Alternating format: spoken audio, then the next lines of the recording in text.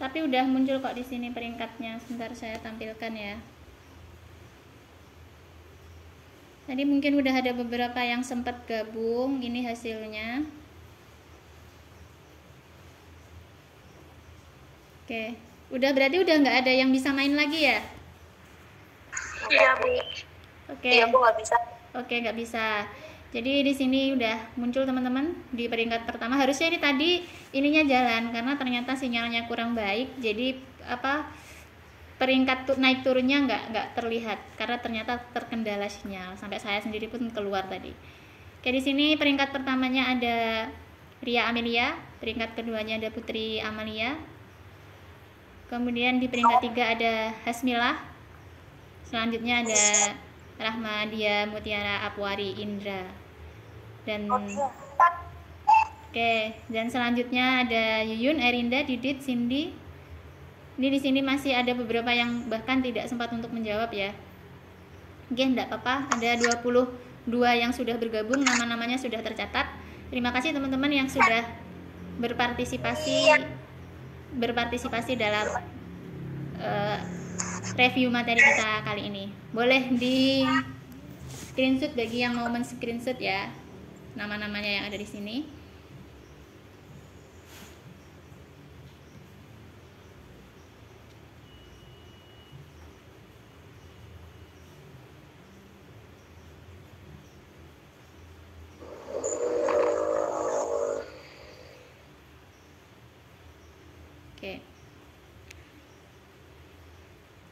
Oke teman-teman semuanya, untuk reviewnya sudah ya? Bisa kita lanjutkan ya teman-teman? Bisa, Bu. Oke, bisa.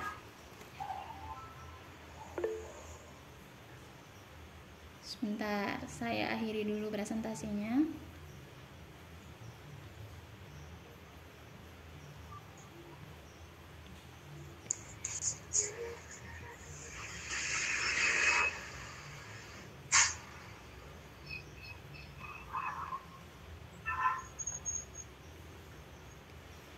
Oke teman-teman, terima kasih ya yang udah gabung di review kita, dan mohon maaf kalau tidak bisa terjawab semuanya karena terlempar-lempar ya.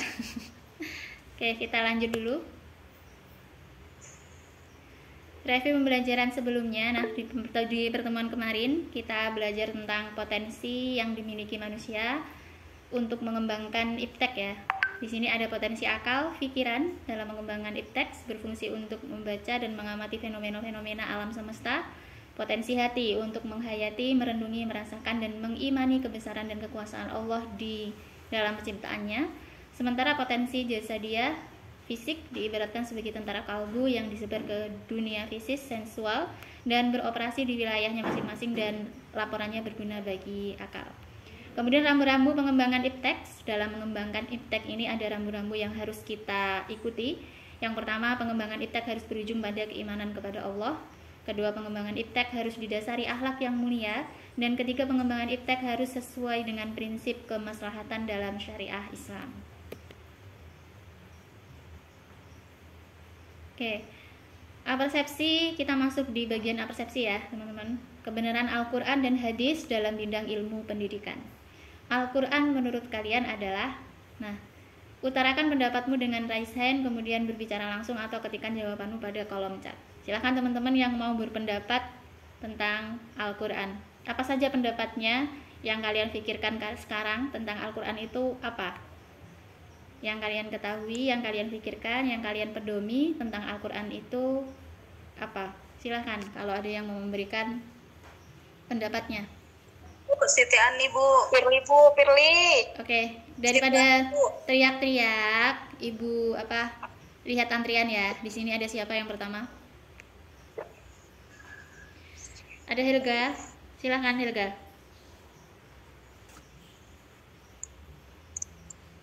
Helga, halo. Apakah masih di sana? Helga. Oke, Helga, halo. Gimana? Oke, Helga belum ada jawaban. Kita turunkan ke Firly. Silakan Firly. Oke, Bu. Oke, Iya, silakan. Bu. Terima kasih, Bu. Menurut Firly, Al-Quran itu adalah pedoman kehidupan kita yang dimana Al-Quran itu seperti oksigen dalam kehidupan kita. Dimana kita tidak pernah membaca Al-Quran itu, maka hal-hal buruk itu juga akan datang dalam hidup kita, dimana kita meninggalkan sehari saja tidak membaca Al-Quran, ya menurut Firly iman itu akan turun, naik turun. Di Miranda masa ketawa, Miranda tuh ngecek loh, Bu. Udahlah, nggak apa-apa. Ayo, lanjut aja. Terus ada lagi? Ya, kita kan tahu ya, Bu, setiap pembacaan Al-Quran itu satu huruf aja, dimana amalannya tuh begitu besar, satu huruf saja 10 pahala. Oke, betul Jadi sekali. kita membaca Alif Lam Mim aja 30 pahala ya. Bayangin aja kalau kita membaca surat surat Al-Baqarah tuh di situ panjang pastinya kan. Sudah pasti kita mendapatkan pahala yang begitu besar, bukan begitu, Ibu? Oke, betul sekali Firly. Nah, jadi ngomong-ngomong Firly nih, dalam sehari kalau dari pengalaman Firly, bacaan Al-Qur'annya berapa ayat nih? Atau berapa juz malahan? Nanti sombong, Bu. Oh, enggak sombong. Kalau kita mengutarakan kebaikan kita dengan niat itu memberi motivasi yang lain, itu justru berpahala, Firly. Kalau dengan apa yang kita katakan itu bisa memotivasi orang lain dan bisa menggerakkan orang lain untuk melakukan kebaikan yang sama, nanti justru pahalanya double.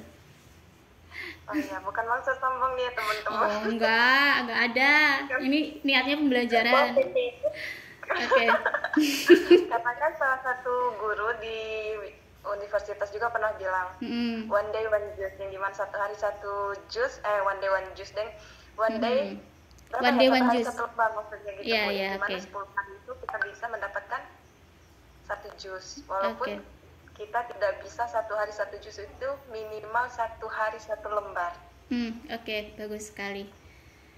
Oke, terima kasih Firly sudah berbagi pengalamannya, sudah berbagi konsepnya tentang Al-Quran. Betul sekali apa yang dikatakan Firly, bahwa pahala dari membaca Al-Quran ini sangatlah besar, dimana dalam satu hurufnya saja itu terhitung 10 kebaikan. Oke, kemudian ada lagi yang mau berpendapat nih tentang Al-Quran?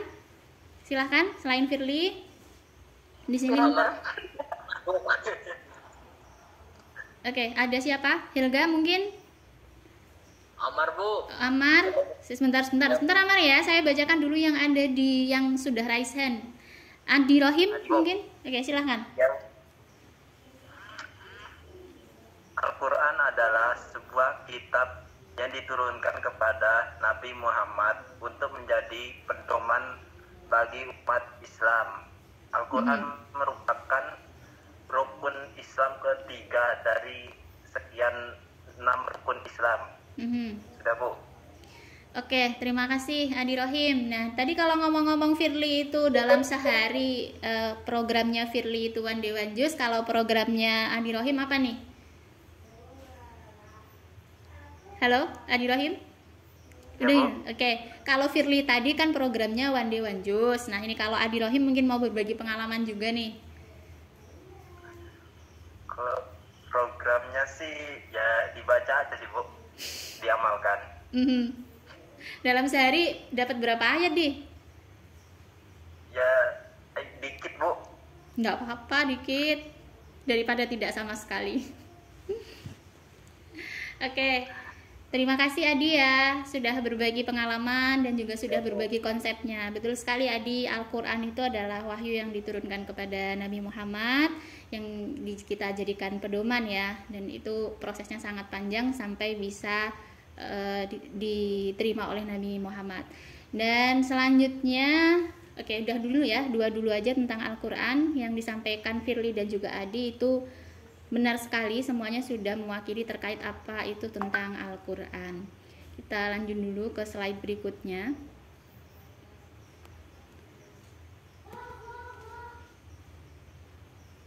Nah, ini dia.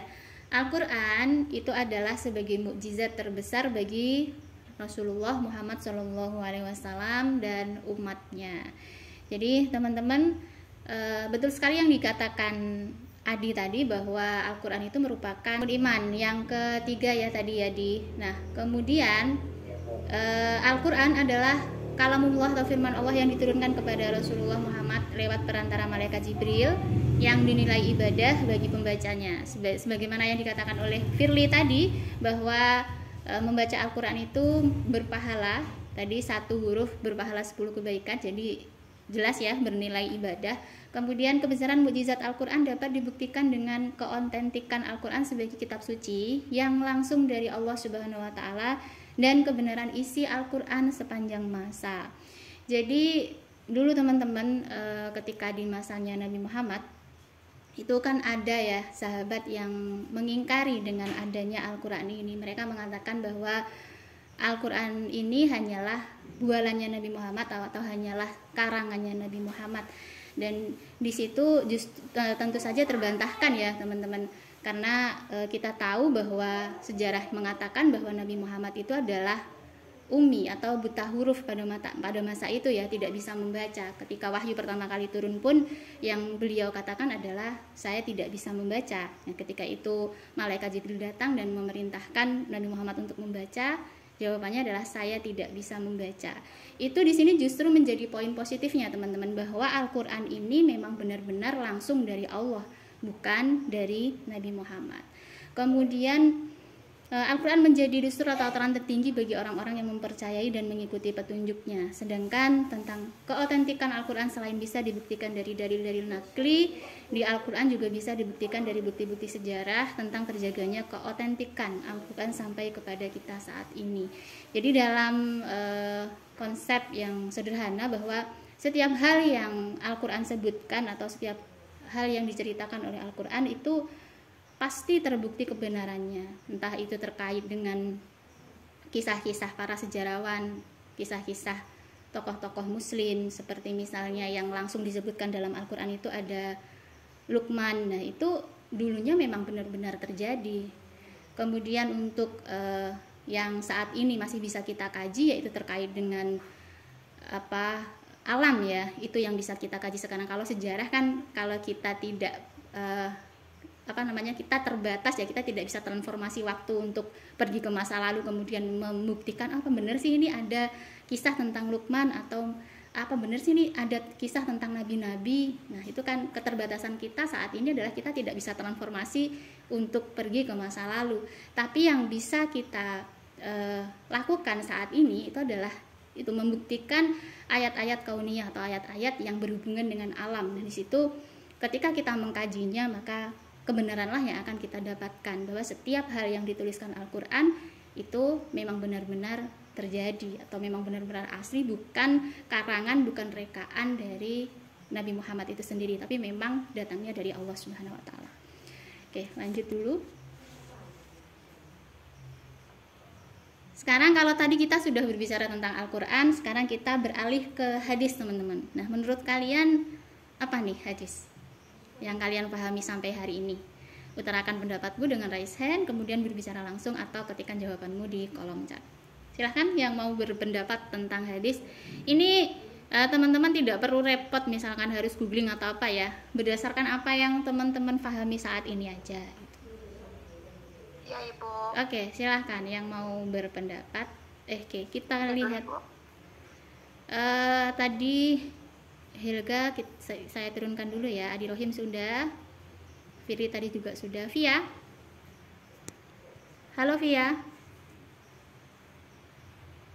Ya, Bu. Oke, silahkan Vi. Oke, silahkan. Hadis ya, Bu. Oke, hadis. Hadis menurut saya disebut juga sebagai sunnah atau perkataan, perbuatan, ketetapan, dan persetujuan dari Muhammad yang dijadikan landasan syariat Islam. Hadis juga dijadikan sumber hukum Islam selain Al-Quran. Dalam hal ini, kedudukan hadis merupakan sumber hukum kedua setelah Al-Quran. Oke, Via mungkin juga mau berbagi nih tentang membaca Al-Qurannya nih, dalam sehari berapa ayat, Vi? Kalau dalam sehari nggak nentu sih, Bu. Oke. Oke, semangat ya Vi ya membaca Al-Qur'annya Vi. Iya Bu, insya Allah doain. Oke, sama-sama saling mendoakan Vi. Oke, seperti yang dikatakan oleh Via ya, hadis itu adalah segala sesuatu yang ada pada Nabi Muhammad, segala sesuatu yang disandarkan kepada Nabi Muhammad, entah itu perkataan, kemudian ataupun ketetapan ataupun perilakunya Nabi Muhammad, itu nanti berwujud menjadi sebuah hadis. Oke, selanjutnya kita dengarkan pendapat lain yang mau berpendapat. Siapa nih di sini? Helga Bu. Helga. Oke, Helga silahkan raise hand dulu. Helga raise hand lagi ya. Ke Amar dulu. Amar silahkan Mar. Helga silahkan untuk raise hand lagi Helga.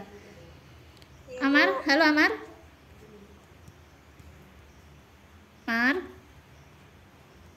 Amar kemana nih? Masih di tempat atau gimana nih? Ya Bu, izin tadi. Oke, silahkan. Hadis Mar, menurutmu apa nih hadis Mar? Hadis itu adalah pedoman bagi umat muslim, terutama umat Nabi Muhammad SAW. Selain hadis, kita juga mempunyai pedoman, yaitu kitab suci Al-Quran. Dengan hadis dan Al-Quran kita bisa menjalankan kehidupan sehari-hari kita. Dengan cara apa? Menjalankan sunnah Rasulullah SAW. Hadis itu juga banyak Bu. Hadis, saya kasih misalnya hadis Imam Bukhari, hadis Imam Bukhari, apa yang lainnya lupa Bu. Oke, banyak buku hadis, ada Riyadhus Shalihin, ada Bulughul Maram, banyak Amar, nanti silahkan untuk dikaji ya. Oke, Mar, jangan pergi dulu dong, mau tanya-tanya nih. Kalau tadi kan teman-teman sudah berbagi pengalaman tentang Al-Quran ya, tentang bacaannya Al-Quran. Di sini Amar nih terkait dengan sunnahnya Nabi Muhammad. Sunnah apa dari Nabi Muhammad yang sudah Amar lakukan sampai hari ini? Yang pernah Amar lakukan atau sudah Amar lakukan terkait sunnah Rasulullah? Oke, siap. Aduh kan Bu Ais, bukan lagi. Sunnah Nabi Muhammad SAW itu banyak Bu. Yang salah satunya itu ketika kita hendak ingin tidur Bu. Bagaimana Muhammad SAW ketika saat itu memerintahkan kepada Aisyah jangan pernah tidur sebelum melakukan 4 hal. Oke.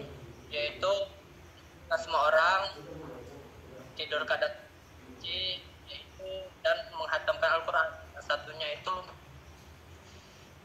apa ya satunya? Apa lupa Bu? Oke, nanti dan bisa di tidur. Oke, berarti itu sudah rutin dilakukan ya Mar ya? Insya Allah Bu. Oke, insya Allah. Yang pasti itu. Oke, terima kasih Amar. Ini teman-teman udah. Oke, nanti yang satunya dilengkapi dong. Kan 4 ya, kurang 1.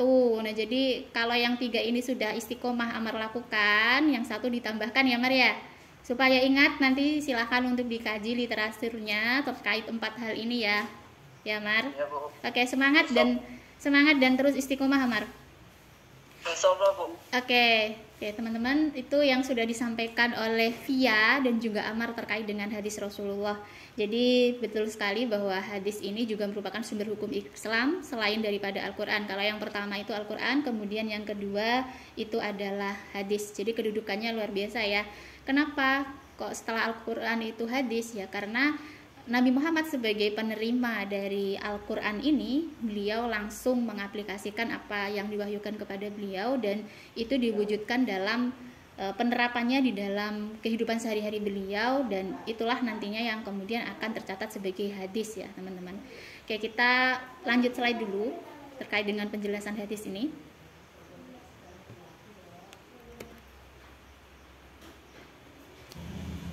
Rasulullah Muhammad sebagai penerima wahyu yang bertugas menyampaikannya kepada umatnya, berinteraksi sosial secara langsung dengan umatnya. Dalam masa Rasulullah masih hidup, beliau adalah sumber rujukan utama bagi segala persoalan individu atau keumatan. Dan tentu adanya jaminan sebagai seorang nabi dan rasul yang hanya menyampaikan kebenaran sebagai wahyu dan bukan menuruti hawa nafsu yang menjadikan sunnah sebagai sumber ajaran agama Islam. Sunnah adalah apa yang zahir dari Nabi Muhammad SAW selain dari Al-Quran, baik yang berupa perkataan, perbuatan, atau pengakuan. Sunnah dibagi menjadi 3. Pertama, sunnah qauliyah, perkataan Nabi. kedua sunnah fi'liyah, perbuatan Nabi, dan ketiga sunnah takririyah, ketetapan Nabi. Sunnah kauliyah inilah yang biasa disebut dengan hadis. Ya, jadi teman-teman di sini bisa kita ambil kesimpulan bahwa dalam rangka Nabi Muhammad mengaplikasikan wahyu yang diterimanya itu terwujud menjadi dalam sebuah sunnah ya. Nah, sunnah ini ada beberapa macam.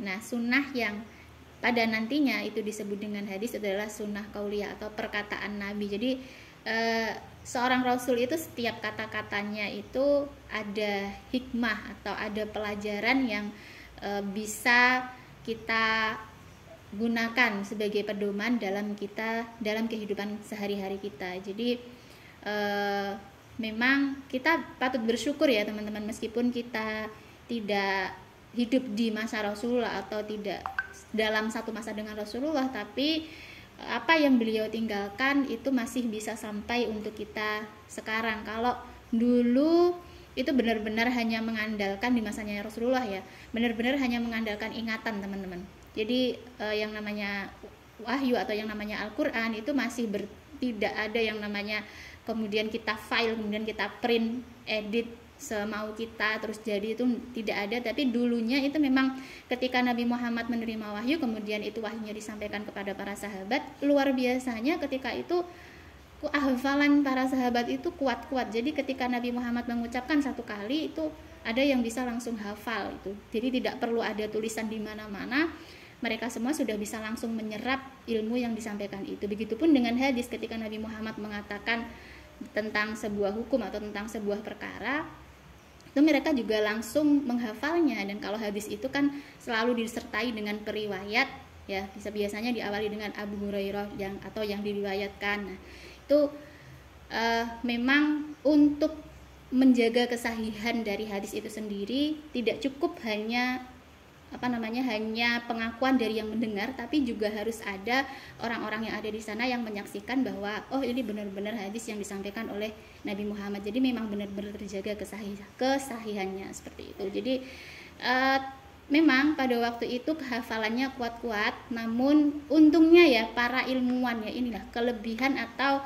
manfaat dari adanya ilmu pendidikan itu sendiri teman-teman. Coba kalau di masanya Nabi Muhammad atau di masanya para sahabat itu tidak ada yang berpikiran untuk mengembangkan ini, atau tidak ada yang berpikiran untuk udahlah ilmu ini ya untuk kita ya masa-masanya kita, tapi ya untungnya mereka semua itu orang-orang yang luar biasa dalam hal dakwah, orang-orang yang luar biasa dalam mengembangkan ilmu. Mereka buat wadah ruang untuk pendidikan, untuk belajar, sehingga apa yang ada pada masa itu masih bisa tersampaikan untuk kita sekarang. Nah, itu adalah salah satu peran dan fungsi adanya ilmu pendidikan teman-teman.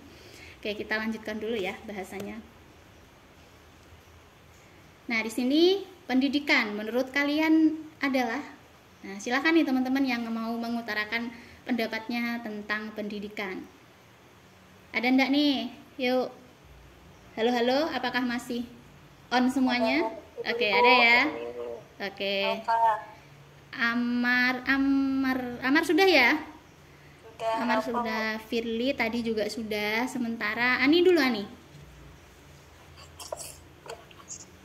Terima kasih Bu. Pendidikan menurut saya adalah sesuatu hal yang penting bagi setiap individu untuk menjalani kehidupan ke depan, baik ilmu tersebut baik ilmu yang baik di dunia ataupun ilmu untuk akhirat. Oke, ada lagi Ani? Cukup Bu. Oke, cukup.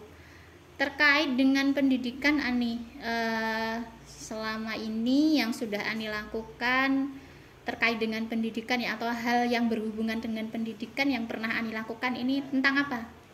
Coba berbagi pengalamannya. Maksudnya kegiatannya ya Bu ya? Ya, kegiatan yang itu berhubungan dengan pendidikan, yang menurut Ani, oh ini loh pendidikan, ini loh tindakan saya yang ini merupakan bagian dari pendidikan, itu yang apa?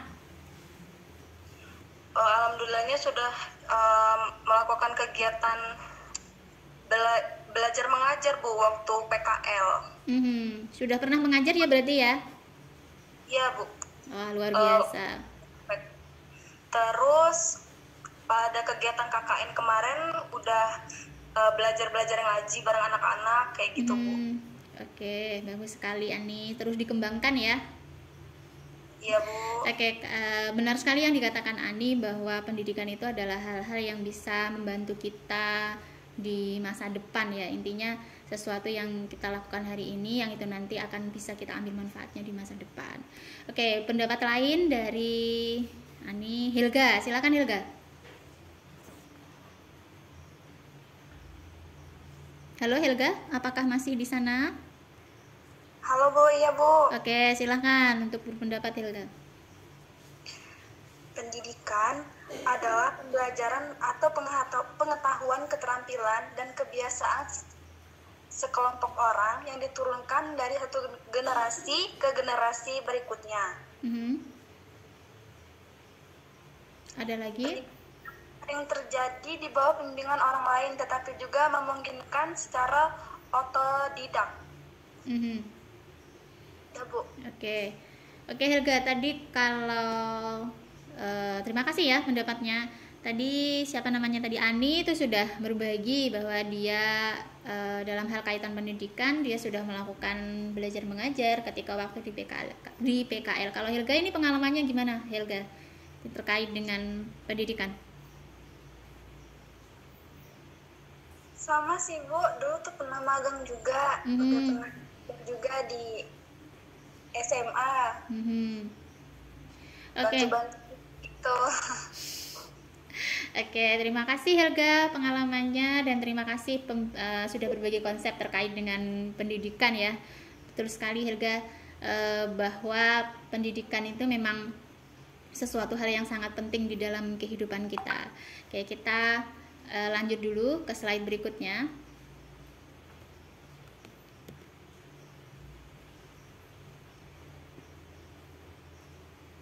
Dalam Al-Quran dan hadis selain membahas masalah akidah dan ibadah, banyak juga pembahasan mengenai perkembangan berbagai macam bidang ilmu, salah satunya bidang pendidikan. Sebenarnya kalau kita berbicara tentang Al-Quran dan hadis, itu ya disitulah tempatnya pendidikan ya teman-teman. Kemudian pada dasarnya pengertian pendidikan, ini menurut Undang-Undang Sikdisnas nomor 20 tahun 2003, usaha sadar dan terencana untuk mewujudkan suasana belajar dan proses pembelajaran agar peserta didik secara aktif mengembangkan potensi dirinya untuk memiliki kekuatan spiritual, keagamaan, pengendalian diri, kepribadian, kecerdasan, akhlak mulia, serta keterampilan yang diperlukan dirinya dan masyarakat. Jadi begitu mulianya ya tujuan dari adanya pendidikan itu sendiri. Jadi di sini kita bisa garis bawahi bahwa mengembangkan potensi seperti yang sudah kita bahas di pertemuan kita kemarin, bahwa kita manusia itu memiliki potensi-potensi yang harus dikembangkan untuk bisa mengembangkan ilmu pengetahuan. Tidak saja hanya mengembangkan ilmu pengetahuan atau ilmu iptek, tapi juga potensi untuk bagaimana kita bisa menjadi manusia yang berjalan di jalur yang benar, menjadi manusia yang selamat. Itu kalau yang dikatakan oleh Ki Hajar Dewantoro itu, pendidikan adalah menuntun seseorang untuk bisa mencapai keselamatan dan kebahagiaan. Itu kalau yang dikatakan oleh Ki Hajar Dewantoro. Kemudian selain mengembangkan potensi, juga memiliki kekuatan spiritual keagamaan. Di sini jadi di undang-undang kita pun sudah sangat jelas bahwa salah satu tujuan dari pendidikan itu adalah memiliki kekuatan spiritual keagamaan, pengendalian diri, kepribadian, kecerdasan, dan akhlak. Ini juga menjadi salah satu yang penting di dunia pendidikan kita. Jadi kita tidak di pendidikan itu kita tidak hanya fokus bagaimana kita untuk bisa mencapai poin 100 atau bagaimana kita mencapai poin A kalau di perkuliahan ya, tapi bagaimana ilmu yang kita sudah pelajari itu bisa menjadikan kita orang yang memiliki akhlak lebih baik daripada sebelum kita belajar ilmu tersebut. Jadi sebenarnya keberhasilan dari sebuah ilmu itu di situ ya teman-teman, selain daripada mungkin kita tujuannya untuk mendapatkan poin yang sempurna misalnya, tapi jangan lupa juga tujuan utamanya ini, bagaimana sikap kita bisa berubah menjadi lebih baik, bagaimana kepribadian kita bisa terolah di dalam pendidikan itu, dan bagaimana keterampilan kita itu bisa bermanfaat paling tidak untuk diri kita sendiri dan juga kepada masyarakat. Kemudian ilmu pendidikan adalah ilmu yang mempelajari serta memproses pengubahan sikap dan tata laku seseorang atau kelompok orang dalam usaha mendewasakan manusia melalui upaya pengajaran dan pelatihan proses cara pembuatan mendidik. Nah, jadi ilmu pendidikan itu adalah ilmu yang mempelajari segala hal yang berkaitan dengan pendidikan itu sendiri, teman-teman. Kita lanjut dulu. Nah, kita masuk di pembahasan interrelasi kebenaran Al-Quran dan hadis dengan bidang ilmu pendidikan. Saya minta tolong nih salah satu partisipan untuk membacakan. Opa, Bu. Oke, sebentar ya. Kita lihat dulu di sini ada siapa? Enggak, Bu. Miranda. Miranda dulu, Miranda. Ya udah, Amar Terima udah. kasih. Oke, silahkan. Untuk yang poin 1 dan 2 aja ya, Miranda. Nanti yang 2 poin bisa dibacakan teman yang lain. Baik, Bu. Hmm. Yang pertama, interrelasi bisa diartikan sebagai hubungan antara dua masalah yang saling terkait. Yang kedua, ketentuan-ketentuan Allah Subhanahu wa taala di dalam Al-Qur'an bersifat absolut berupa kebenaran-kebenaran Qur'ani dan kebenaran kauni. Kebenaran dalam Al-Qur'an itu dapat didekati manusia melalui pendalaman secara kontinu atau dalil nakli atau akli dengan menggunakan landasan Al-Qur'an dan hadis Rasulullah. Oke, terima kasih Miranda. Bisa dilanjutkan oleh Mona Lisa, silahkan. Berkenan dengan tujuan manusia sebagai khalifah yang telah kita bahas di pertemuan sebelumnya, maka ilmu pendidikan adalah wadah sekaligus bekal bagi manusia untuk bisa menjalankan tugas dengan sebaik-baiknya. Jadi relasi kebenaran Al-Quran dan hadis dalam bidang ilmu pendidikan sangatlah berkaitan. Dapat kita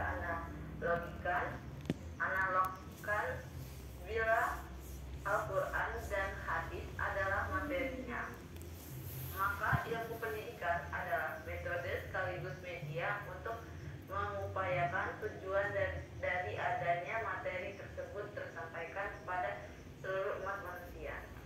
Oke, terima kasih Mona Lisa, terima kasih Miranda sudah membacakan materi kita pada malam hari ini. Jadi teman-teman, interrelasi kebenaran Al-Quran dan hadis dengan bidang ilmu pendidikan. Interrelasi ini adalah sebuah kata yang dapat kita artikan atau istilah yang dapat kita artikan sebagai hubungan antara dua masalah yang saling terkait ya. Jadi di sini sebenarnya tidak hanya dua masalah, maksudnya dari dua perkara, dari dua masalah, dari dua hal itu ya. Jadi jangan dititik garis bawahi masalah, tapi kita bisa menggunakan kata-kata yang lain seperti misalnya dua hal, dua perkara, itu bisa yang saling berhubungan. Kemudian ketentuan-ketentuan Allah di dalam Al-Quran bersifat absolut. Absolut itu tanpa syarat, tanpa batas, mutlak, maksudnya sudah tidak bisa diganggu gugat, bahwa ini benar-benar ketentuan yang memang benar pastinya gitu. Kemudian kebenarannya sudah tidak bisa digugat lagi gitu untuk kita umat Islam atau untuk kita yang memilih untuk mempercayai adanya Al-Quran tersebut ya teman-teman. Jadi tentunya berbeda pandangan tentang mereka yang memang tidak berpedoman pada Al-Quran. Kalau memang sudah tidak ya mereka juga sudah tidak bisa didebat lagi. Tapi bagi kita yang mempercayai tentang adanya kebenaran Al-Quran, itu juga sudah tidak bisa didebat lagi. Apapun yang mereka katakan tentang Al-Quran, ya kita benar-benar sudah yakin, sudah mentok, sudah oh ini pokoknya apapun yang dikatakan Al-Quran itu adalah benar, mutlak, tidak bisa diganggu gugat ya. Kemudian kebenaran dalam Al-Quran itu dapat didekati manusia melalui pendalaman secara kontinu, dalil nakli atau akli dengan menggunakan landasan Al-Quran dan hadis Rasulullah. Jadi di sini kebenaran dari Al-Quran itu sendiri teman-teman bisa kita buktikan gitu, bukan hanya kalimat-kalimat yang tanpa makna, namun kalimat-kalimat yang semuanya itu adalah hal-hal yang bisa kita buktikan. Kalau itu sifatnya sejarah, pasti ada peninggalan sejarahnya. Kemudian kalau itu misalnya sifatnya adalah tentang dalil-dalil akli atau hal-hal yang sifatnya harus kita pikirkan seperti terjadinya fenomena alam, itu juga pada akhirnya bisa kita buktikan. Teman-teman terkait dengan ini bisa membuka modul kita di modul 1 ya, terkait tentang ayat dalil nakli ataupun dalil akli. Kemudian berkenaan dengan tujuan manusia sebagai khalifah yang telah kita bahas di pertemuan sebelumnya, maka ilmu pendidikan adalah wadah sekaligus bekal bagi manusia untuk bisa menjalankan tugas dengan sebaik-baiknya. Jadi, interrelasi kebenaran Al-Quran dan hadis dengan bidang ilmu pendidikan sangatlah berkaitan ya teman-teman. Dapat kita analogkan, bila Al-Quran dan hadis itu adalah materinya, maka adalah sumbernya, adalah dasarnya, adalah landasannya, maka ilmu pendidikan adalah metode sekaligus media, sekaligus juga wadah ya teman-teman, untuk mengupayakan tujuan dari adanya materi tersebut tersampaikan kepada seluruh umat manusia. Kalau kita kembalikan kepada tujuannya kan tentu saja sebagai pedoman, sebagai petunjuk untuk manusia, bagaimana manusia ini bisa menjalankan tugas kemanusiaannya. Tugas kemanusiaan maksudnya berhubungan dengan sesama manusianya, atau tugasnya ketika berhubungan dengan Allah Subhanahu wa Ta'ala, itu semuanya bisa tercover atau sudah ada panduannya di dalam Al-Quran dan hadis. Oke teman-teman, kita lanjut dulu ke slide berikutnya.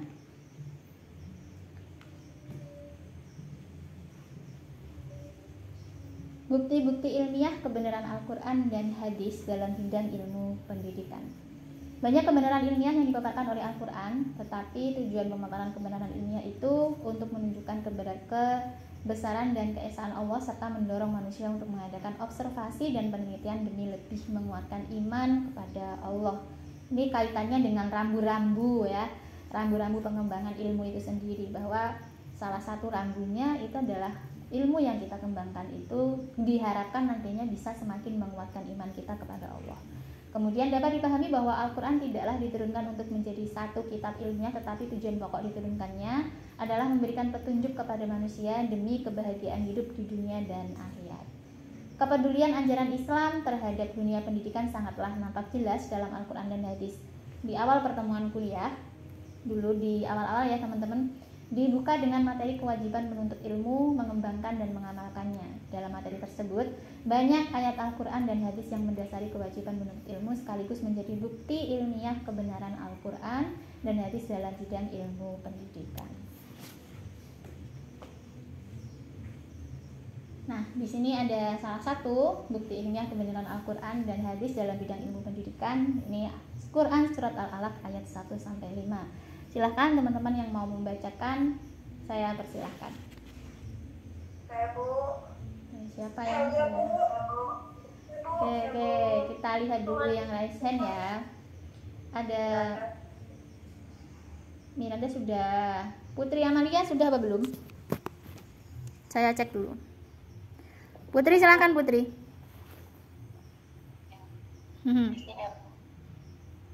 Silahkan.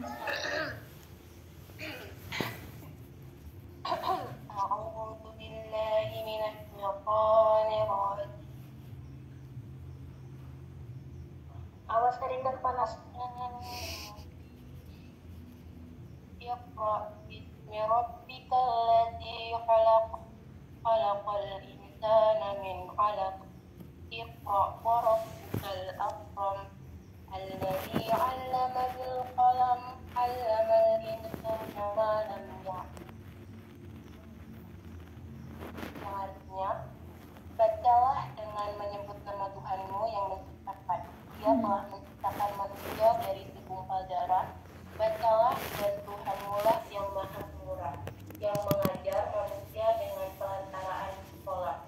Dia mengajarkan kepada manusia apa yang tidak diketahuinya. Quran Surat Al-Baqarah ayat 1. Oke, teman-teman, terima kasih Putri sudah membacakan Al-Alaq ayat 1-5. Mudah-mudahan bisa terhitung pahalanya ya Putri ya. 1 huruf 10 kebaikan. Kalau kita hitung plus bismillahnya plus ta'awudnya tadi udah berapa, ini berapa lipat. Dan tenang aja, untuk yang mendengarkan itu juga dapat pahalanya. Jadi Tidak ada sia-sianya teman-teman di sini mendengarkan kuliah kita pada pertemuan kali ini ya teman-teman, karena di sini kita juga membaca Al-Qur'an, yang dimana ketika ada teman kita yang membaca kemudian kita mendengarkan, insya Allah kita juga akan mendapat pahalanya. Oke, di sini Al-Alaq ayat 1-5 ini adalah surat yang saya yakin sudah sangat familiar sekali, di mana ini juga sudah kita pelajari di bangku ketika kita di SD itu juga sudah, kemudian di SMP atau MTS itu juga diulang lagi, kemudian di SMP juga pasti dapat, dan di perkuliahan di mata kuliah agama ini juga pasti dapat terkait dengan Al-Alaq ayat 1-5 ini. Karena memang ayat ini adalah ayat yang sangat teman-teman, fenomenal, familiar, karena memang inilah ayat pertama yang turun kepada Nabi Muhammad, wahyu pertama yang turun, dimana ketika itu Nabi Muhammad sedang berhalwat di Gua Hira, kemudian didatangi oleh malaikat Jibril. Nah, malaikat Jibril datang dan kalimat yang dikatakan Jibril adalah Iqra, bacalah. Kemudian Nabi Muhammad ketika itu menjawab bahwa saya tidak bisa membaca. Kemudian Allah ilhamkan atau Allah wahyukan, Allah berikan kemampuan ini sehingga wahyu ini bisa dimengerti oleh Nabi Muhammad. Ayat pertama, Iqra bismi rabbikal ladzi khalaq, bacalah dengan menyebut nama Tuhanmu yang menciptakan. Jadi di sini kebenaran adanya Allah itu bisa kita buktikan secara ilmiah ya teman-teman, dimana bahwa sesuatu ada itu karena memang ada yang menciptakan gitu. Kalau misalkan di tempat saya ngajar itu di SD, bagaimana cara kita mengenalkan Allah, itu caranya adalah dengan benda-benda yang ada di sekitar kita. Kita analogkan, misalkan meja, anak-anak ini meja ini siapa yang membuat? Apakah meja ini ada dengan sendirinya atau tercipta dengan sendirinya atau tiba-tiba ada gitu aja gitu. Nah, tentunya mereka dengan ini akan menggiring pemikiran anak-anak, oh iya Bu, meja ini tidak ada dengan sendirinya. Meja ini ada ya karena memang ada yang membuat gitu. Kalau meja saja itu ada yang membuatnya, yang membuat siapa gitu? Yang membuat adalah manusia. Kemudian apakah manusia itu muncul dengan sendirinya anak-anak? Tentu saja tidak. Manusia juga pasti ada yang menciptakan. Nah, jadi dari sini itu adalah salah satu bukti ilmiah ya teman-teman, bahwa benar-benar apa yang dikatakan di dalam Al-Qur'an sini bahwa Tuhan itu adalah pencipta itu adalah benar, meskipun kita memang Tuhan itu adalah makhluk gaib yang kalau iman kita tidak kuat sangat rentan bagi kita untuk bisa mempercayai hal tersebut. Bersyukur bagi kita yang notabene itu terlahir di lingkungan atau di tengah-tengah keluarga yang sudah muslim ya teman-teman. Jadi tanpa perlu kita bersusah payah, tanpa perlu kita mencari cara, kita sudah otomatis diberikan hidayah untuk bisa mengenal Islam, untuk bisa mengenal Allah sebagai Tuhan kita. Ini adalah hal yang patut untuk kita syukuri, dan kita perlu menjaga keimanan kita. Kita jangan mendebat apa sih orang nggak kelihatan kok disembah gitu misalnya. Tapi kan kalau kita mau mengkaji, kalau kita mau belajar, tuh tentunya semuanya bisa dibuktikan gitu teman-teman. Kemudian kita lanjut ke ayat yang kedua, khalaqal insana min 'alaq. Dia telah menciptakan manusia dari segumpal darah.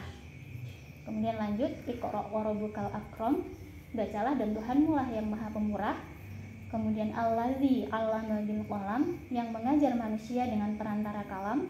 'Allamal insana ma lam ya'lam, dia mengajarkan kepada manusia apa yang tidak diketahuinya. Jadi teman-teman semuanya yang dikatakan di sini ya, dia telah menciptakan manusia dari segumpal darah, ini juga sudah terbukti dengan adanya kajian ilmu pengetahuan ya, di ilmu biologi atau yang bidangnya biologi ini tentu menjadi bahasan yang sangat mendalam terkait dengan segumpal darah ini. Kemudian bacalah Tuhanmu lah yang maha pemurah, yang mengajar manusia dengan perantara kalam. Dia pengajar kepada manusia apa yang tidak diketahuinya. Jadi di sini poin pentingnya adalah tentang pengajaran itu sendiri teman-teman, tentang pendidikan, pentingnya pendidikan itu sendiri. Kemudian kalau di sini dikatakan bahwa Tuhanmu lah yang mengajar manusia, jadi di sini juga menjadi pembelajaran bagi kita, bagaimana kita sebagai manusia itu bisa memberikan pengajaran juga untuk menularkan apa yang sudah kita pahami kepada orang lain. Jadi disinilah kita perlunya ada pendidikan, bidang pendidikan atau ilmu pendidikan di dalam pengajaran kita, teman-teman. Jadi semua ayat-ayat itu terbukti keilmiannya, kebenarannya terbukti. Oke, kita lanjut. Waktu tinggal beberapa menit, kok ya cepat sekali ya teman-teman. Sebenarnya masih ada satu ayat lagi teman-teman, tapi kita lanjut ke hadis ya. Nanti modulnya saya share, bisa teman-teman baca. Nah, ini hadis yang sudah sangat familiar, tapi kita ambil yang ini aja, yang tentang ini. Siapa nih yang mau membacakan? Silahkan. Halo? Ada yang mau membacakan? Oke, kita lihat antrian ya. Di sini ada Eki, silahkan Eki. Halo? Oke, silahkan.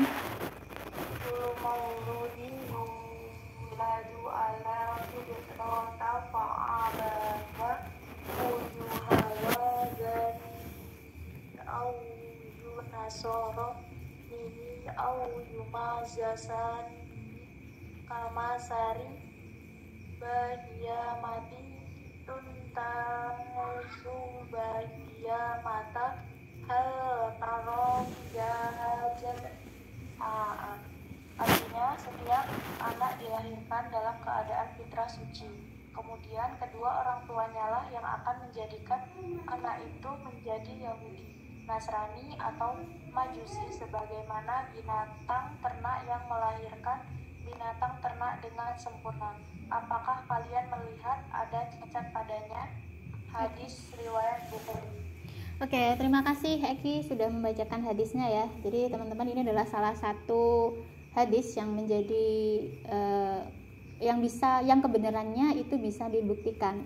Jadi kullu mauludin yuladu alal fitrah fa abawahu yuhawidani aw yunasiranihi aw yumajisanihi kamasalil bahimati tumtajul bahimata hal taro fiha jada'a. Setiap anak dilahirkan dalam keadaan fitrah. Ini seperti yang sudah kita bahas kemarin ya, salah satu potensi fitrah. Kemudian kedua orang tuanya lah yang akan menjadikan anak itu menjadi Yahudi, Nasrani atau Majusi, sebagaimana binatang ternak yang melahirkan binatang ternak dengan sempurna. Apakah kalian lihat ada cacat padanya? Jadi teman-teman, di sini kata orang tua di sini itu bisa tidak hanya dalam tanda kutip orang tua, ayah dan ibu ya teman-teman, tapi di sini bisa kita maknai sebagai lingkungan, di mana di dalam lingkungan itu ada orang tua, kemudian ada guru, kemudian ada teman-teman. Nah, jadi di mana setiap anak itu sebenarnya terlahir dengan fitrahnya, dengan tinggal bagaimana lingkungan atau yang ada di sekelilingnya itu membentuk dia. Nah, termasuk juga di sini adalah pendidikan ya teman-teman. Peran pendidikan di sini sangatlah penting untuk menuntun fitrah manusia ini kepada nilai yang benar atau kepada ajaran yang benar. Jadi di sini dikatakan ada Yahudi, ada Nasrani, ada Majusi atau juga Islam, itu adalah sangat tergantung dengan pendidikan, dengan lingkungan yang ada di sekitar anak ini. Sebentar, ada yang isi. Oke. Tergantung bagaimana lingkungan dan pendidikan yang ada di sekitar anak ini. Jadi dari hadis ini teman-teman bisa kita lihat interrelasinya, hubungannya antara hadis dengan ilmu pendidikan itu sendiri. Jadi memang benar-benar sangat penting atau sangat berkaitan antara Al-Quran dan hadis itu sendiri. Jadi kalau kita bisa teman-teman, memang pada dasarnya Al-Quran dan hadis itulah yang menjadikan pendidikan itu ada gitu, yang menjadikan bahwa kita memiliki kewajiban untuk belajar. Itu juga merupakan sebuah dasar yang penting sekali bagi kita untuk terus mengembangkan ilmu pendidikan itu sendiri. Oke, kita lanjut dulu.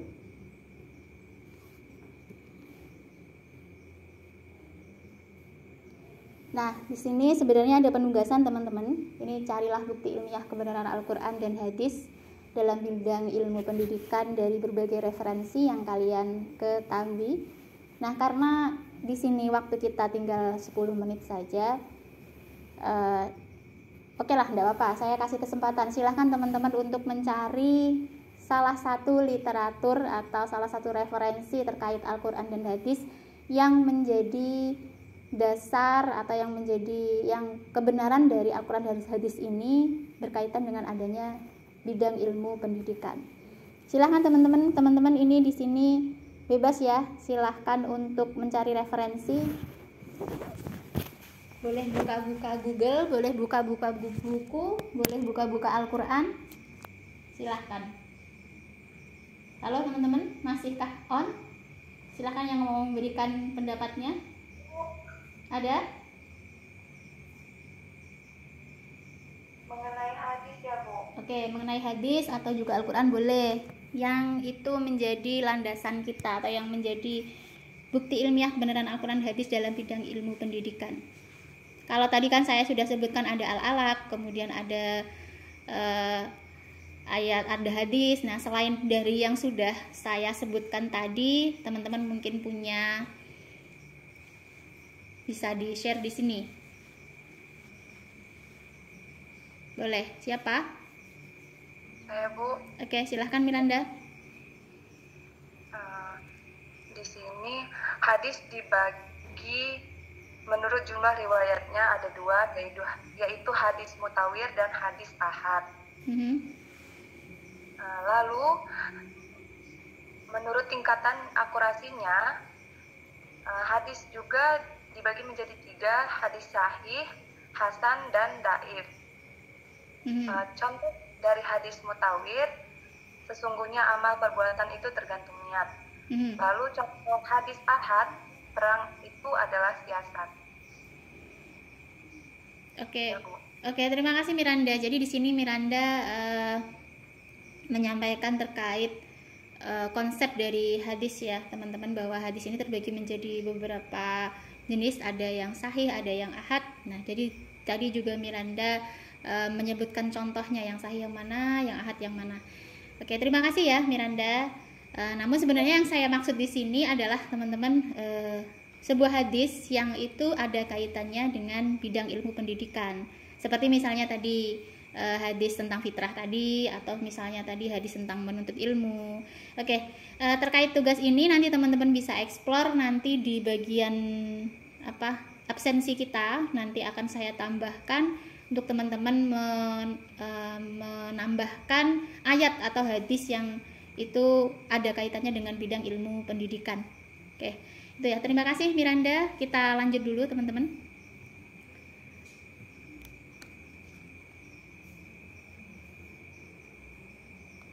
Nah, kita sampai di sesi tanya jawab nih teman-teman. Siapa yang mungkin punya unek-unek untuk disampaikan, silahkan untuk disampaikan. Ada ya? Oke, silahkan. Siapa yang mau bertanya? Erinda, silahkan. Nanya, kan ada mungkin di dalam Al-Quran bahwasanya setiap khalifah itu adalah pemimpin. Dijelaskan bahwasanya sebaik-baiknya seorang pemimpin itu seorang laki-laki. Jadi itu gimana, Bu? Sebentar, saya ketikkan ya.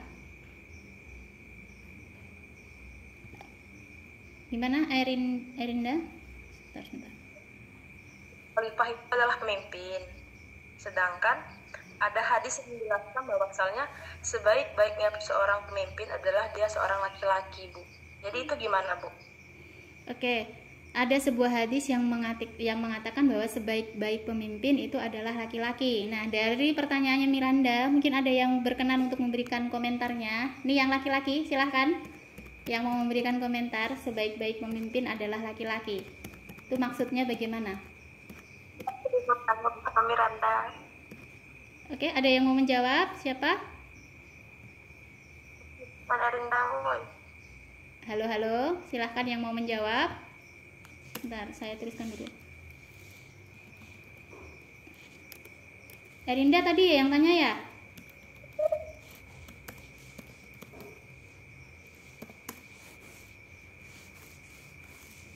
Hadis tentang pemimpin.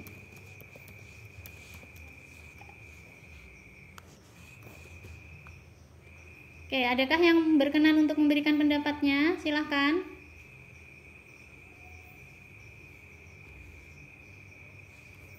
Eki, Sela, Hasmila, silahkan.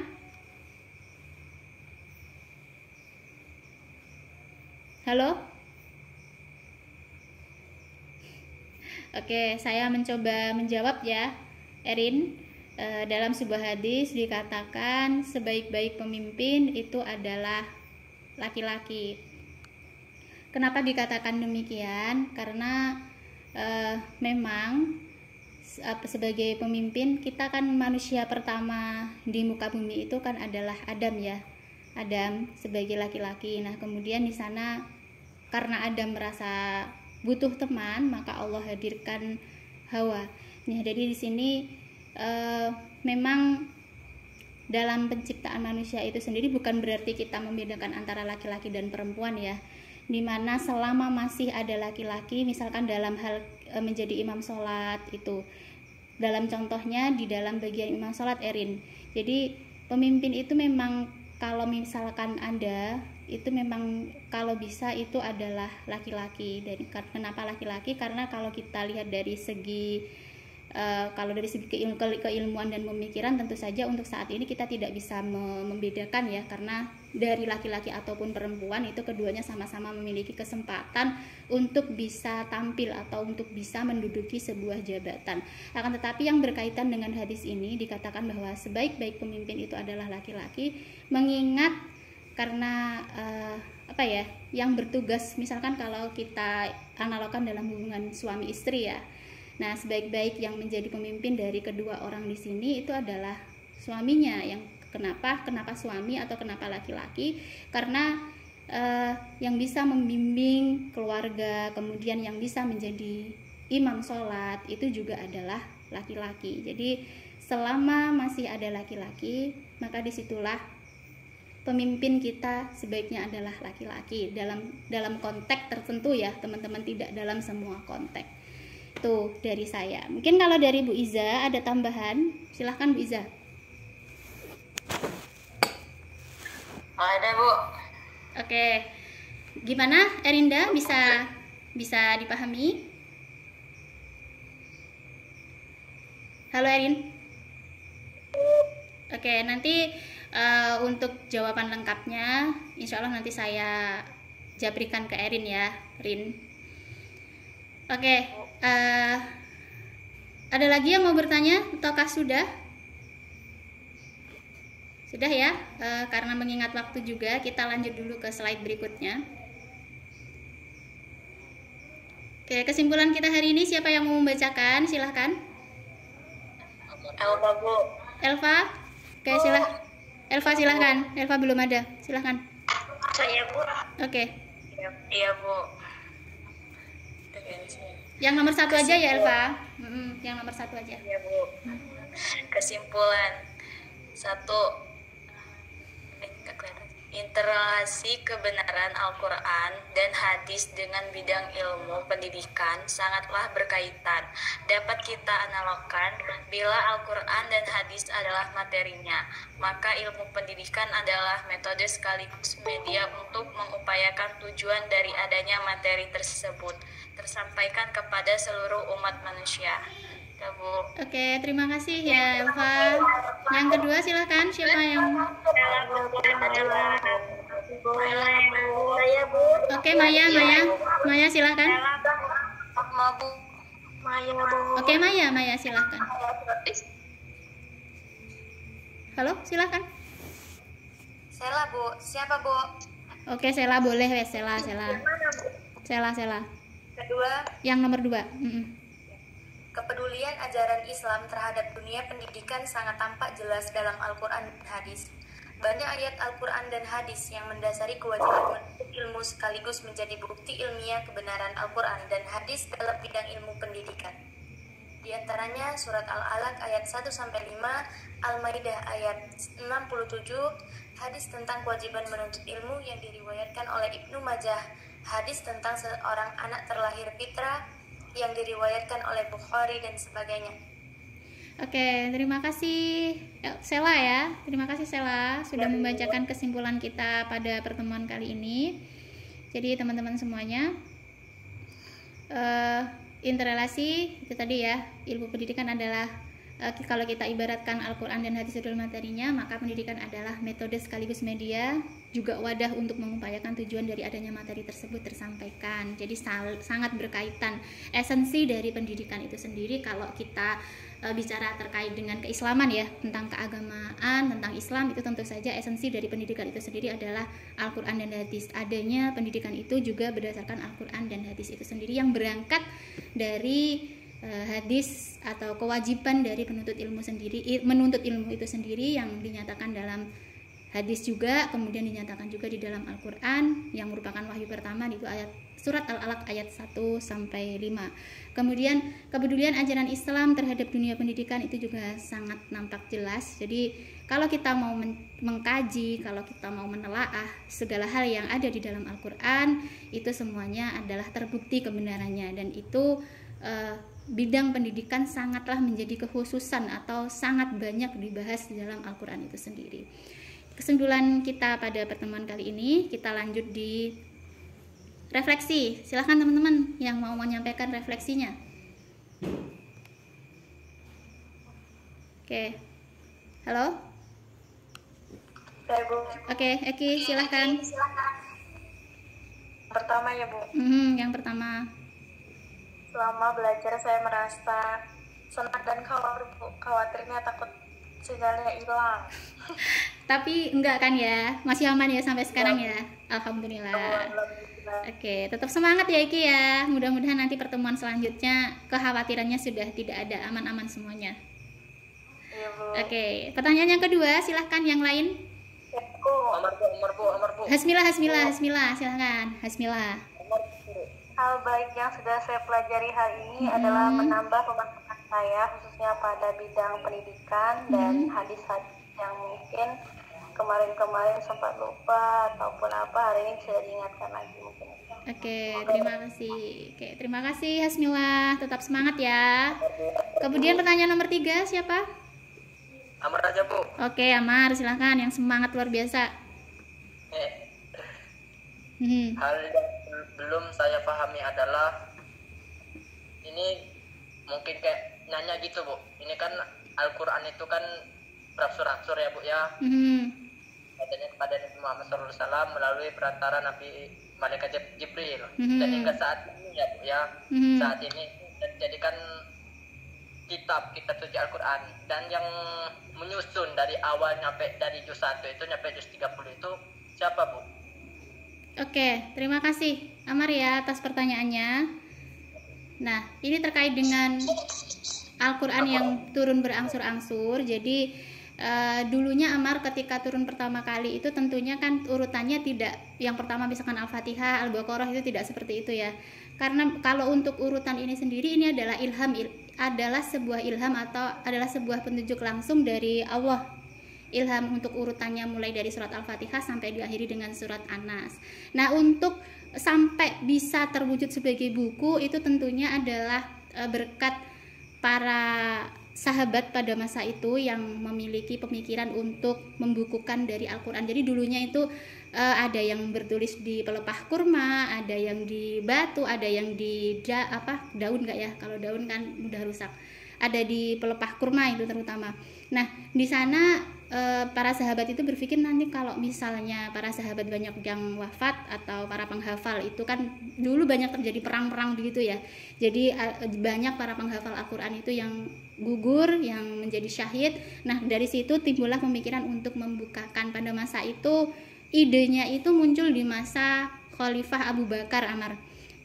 Di masa Khalifah Abu Bakar ini salah satu sahabat itu, kalau tidak salah Umar bin Khattab, itu menyarankan untuk bagaimana kalau kita mengadakan pembukuan. Nah, akhirnya itu disetujui oleh Abu Bakar. Kemudian dibentuklah sebuah panitia yang kalau tidak salah itu diketuai oleh siapa, Zaid atau siapa gitu, saya lupa terkait hal ini, nanti bisa kita kaji ulang ya. Kemudian terbentuklah panitia itu untuk membukukan Al-Quran. Nah, akhirnya terbentuklah Al-Quran itu menjadi Al-Quran itu ya menjadi yang awalnya tercecer di mana-mana, itu akhirnya terbentuk dari surat Al-Fatihah sampai dengan surat An-Nas. Kemudian disempurnakan lagi di masa Utsman bin Affan. Nah, di Utsman bin Affan itu kan Islam sudah semakin berkembang ya masa itu, jadi sudah sampai ke luar area Arab, di mana bahasanya itu tentunya juga bukan hanya Arab gitu. Kalau semakin luas tentunya juga bahasanya macam-macam gitu. Nah, jadi untuk meminimalisir adanya perbedaan bahasa ini, kemudian di masanya Utsman itu diputuskan gimana kalau kita membentuk satu mushaf aja yang itu disepakati oleh seluruh umat Islam pada masa itu ya. Jadi Al-Quran pada masa itu sifatnya masih gundul teman-teman ya, nggak ada misalkan harokat fathah, kasroh, domahnya itu nggak ada, ya bener-bener gundul ya, cuma tulisan Arab gitu. Jadi di sana memang butuh Al-Quran yang memang ada harokatnya. Nah itu di masa Utsman itulah adanya pemberian harokat pada Al-Quran itu sendiri, kemudian disepakati satu mushaf, yaitu satu mushaf Utsmani kalau tidak ya, mushaf Utsmani yang kemudian itu masih ada sekarang, masih disimpan di mana gitu, ada mestinya di mana tapi saya lupa, mohon maaf ya, banyak yang lupa, nanti saya kaji lagi. Oke, itu seperti itu Amar. Jadi memang berangsur-angsur, dan terkait dengan urutan, kalau urutan itu memang datangnya dari Allah langsung ya Amar. Kemudian kalau untuk pembukuannya itu sudah di masa sahabat dan sahabat gitu. Oke, begitu Amar. Kita lanjut. Oke, nanti kita kaji lebih jauh lagi terkait hal ini karena panjang ceritanya ini. Oke, kita sudah lewat 8 menit. Untuk refleksinya kita cukupkan di sampai nomor 3 aja ya. Oke, kita lanjut dulu. Oke, sudah terakhir. Terima kasih teman-teman semuanya. Kita sudah berada di akhir sesi perkuliahan kita. Saya mohon maaf karena lewat waktu ya, ini lebih 9 menit. Dari Bu Iza, dari Bu Iza mungkin ada yang mau disampaikan, Bu Iza? Baik, terima kasih Bu Pepsi ya yang sudah menyampaikan materi dengan sangat jelas. Semoga teman-teman semuanya dapat menerima dan memahami apa itu Islam dan ilmu pengetahuan. Mungkin terdengar agak sulit gitu ya untuk dipahami, tapi memang begitulah ya, Islam dan ilmu pengetahuan ini sebenarnya seperti sejarah gitu ya. Jadi teman-teman bisa lebih lebih memaklumi terhadap mata kuliah tersebut. Oke, baik teman-teman, untuk hari ini kita kuliah, dan untuk minggu depan itu kan tanggal merah ya, tapi kita tetap kuliah. Kuliahnya nanti kita bisa pagi gitu ya Bu Pepsi ya. Oke, siap. Seperti jam biasanya jam 10. Nah untuk minggu depannya lagi tanggal 25 ya, kita akan adakan UTS terlebih dahulu ya. Jadi kita skip dulu untuk pelajaran bersama Bu Pepsi. Nanti kita akan lanjut di bulan depan lagi, bulan Juni gitu ya. Jadi besok minggu terakhir kita bersama bukan minggu terakhir, minggu sebelum terakhir UTS gitu ya, sama Bu Pepsi, sebelum kita akan melakukan UTS ya. Itu teman-teman yang bisa saya sampaikan. Begitu Bu Pepsi, monggo diakhiri. Oke, terima kasih Bu Iza. Jadi menanggapi apa yang sudah disampaikan Bu Iza ya teman-teman, untuk perkuliahan kita nanti di hari Kamis itu kan sebenarnya tanggal merah. Nih minta persetujuannya teman-teman, kalau misalkan kita kuliah di tanggal merah itu gimana nih, setuju ya? Halo, gimana? Setuju kah? Diam aja Bu, apa memang nggak ada yang setuju nih Bu? Setuju, pasti setuju. Oh, setuju ya? Setuju ya. Nanti saya tawarkan teman-teman pilih jam 10 di jam pagi atau di jam seperti sekarang di jam 7 malam. Pagi aja, pagi. Malam Bu, malam. Pagi Bu. Pagi. Pagi. Insya Allah. Oke. Bu, biar siangnya tuh bisa jalan pulang Bu. Oh iya, saya lupa Bu Iza bahwa ini tanggal merah ini. Oke. Pagi saja Bu. Oke, nanti Tanggal merah. Oke. Nanti diinformasikan lagi ya, karena saya lupa ternyata di hari Kamis itu meskipun tanggal merah, sekolah saya akan kedatangan dari dinas dan akan ada acara di sekolah ternyata. Tapi nanti kalau misalkan bisa di kuliah di jam 10, nanti insya Allah saya usahakan. Itu sudah ya dari Bu Iza, dan kita juga sudah sampai di akhir perkuliahan kita. Mudah-mudahan apa yang sudah kita pelajari, forum kita kali ini bisa menjadi salah satu forum yang diridhoi oleh Allah, bisa menjadi salah satu forum yang bisa memberikan kita pahala dan ilmu yang bermanfaat tentunya ya teman-teman. Oke, mari kita tutup pertemuan kita kali ini dengan berdoa bersama-sama. Oke, kita pimpin ya. Yuk, doanya biasanya gimana? Istighfar 3 kali dulu. Astagfirullahaladzim. Astagfirullahaladzim. Astagfirullahaladzim. Oke. Silahkan diucapkan doanya biasanya gimana teman-teman?